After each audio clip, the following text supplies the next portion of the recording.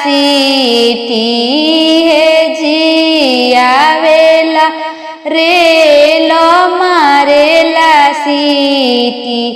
हमरा नैहर से आवेला भैरन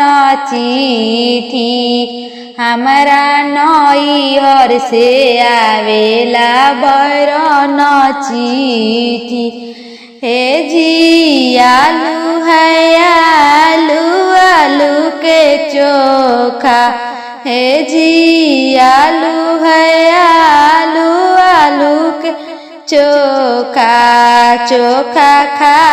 के डैबारा वा करेला धोखा चोखा खा के डैबारा वा करेला धोखा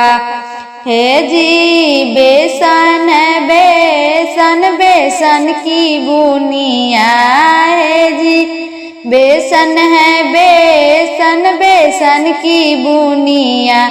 बुनिया खा के डैबारा वा घुमावे दुनिया बुनिया खा के डैबारा वा घुमावे